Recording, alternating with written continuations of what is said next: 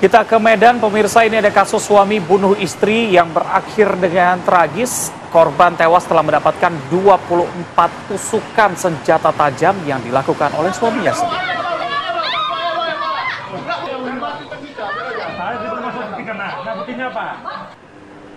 Ya, pelaku yang sempat kritis usai diamuk massa ini juga tewas setelah beberapa hari mendapatkan perawatan medis di rumah sakit. Ia tega menikam istrinya, Yap Siulin, 55 tahun, secara bertubi-tubi di rumah mereka di Jalan Wahidin Lama hingga tewas. Pelaku langsung diamankan warga, namun pelaku ketika itu sempat kembali menusuk salah seorang warga hingga menjadi bulan-bulanan massa. Dari video rekaman tadi, pelaku ini tampak babak belur ya, dihajar warga yang geram, dan pelaku pun langsung diamankan polisi, dirujuk ke Rumah Sakit Bayangkara Medan guna perawatan medis. Menurut keterangan polisi, setelah sempat beberapa hari dirawat, pelaku meninggal dunia di rumah sakit. Dari keterangan medis sementara, pelaku diduga tewas karena luka dalam bekas pengeroyokan pada saat kejadian. Motif kasus pembunuhan tersebut diduga karena sang suami cemburu, bahkan pelaku juga sempat menggelapkan uang puluhan juta milik korban untuk bermain judi online.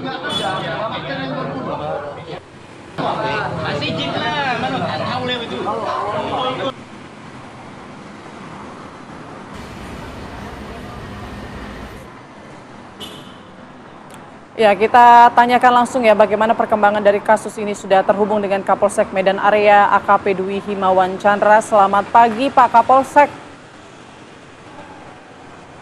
Selamat pagi. Baik Pak Kapolsek, setelah pelaku dinyatakan meninggal dunia, ini apakah kasus ini ditutup atau seperti apa perkembangan terakhir ya Pak?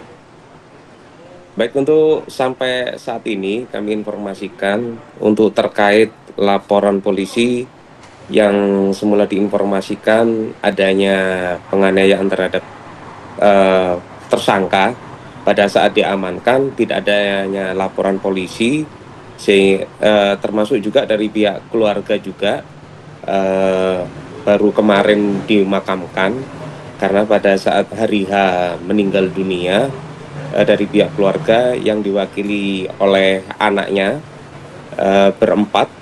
Mereka membuat pernyataan untuk jenazah untuk diurus ataupun dikebumikan oleh kepolisian.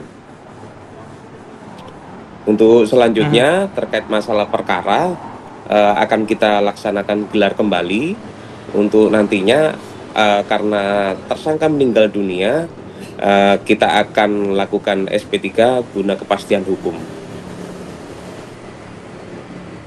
Baik, Pak Kapolsek, dari informasi yang kami dapatkan tadi juga kan ternyata sebelum diamankan pelaku ini sempat menusuk salah seorang warga. Bagaimana kondisi dari warga saat ini?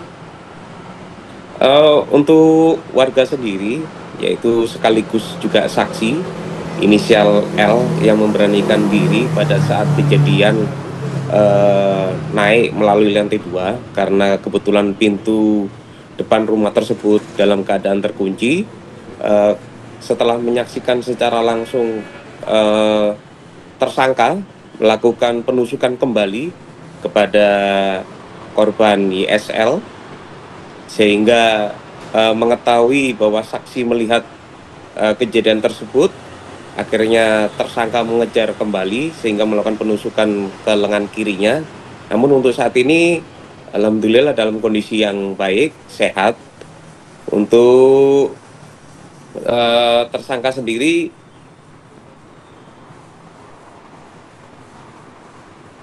Bayangkara di ICU dalam kondisi kritis dengan diagnosa awal yaitu punya riwayat penyakit paru dan diabetes.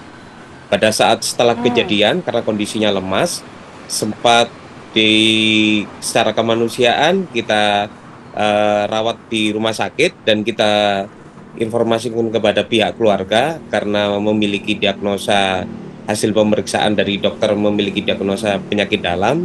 Namun dari pihak keluarga karena salah satu dari anaknya merasa sakit hati, sehingga ketika tersangka ini pun dirawat dalam kondisi kritis pun dari pihak keluarga ataupun anak-anaknya tidak ada sama sekali yang memperhatikan ataupun yang berusaha untuk memberikan solusi terbaik untuk penanganan terkait masalah kesembuhannya.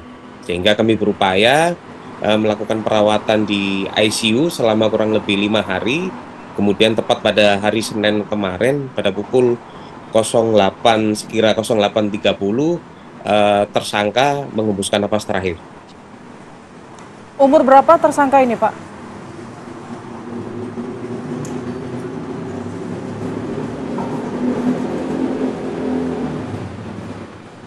Pak Kapolsek, umur berapa pelaku ini, Pak?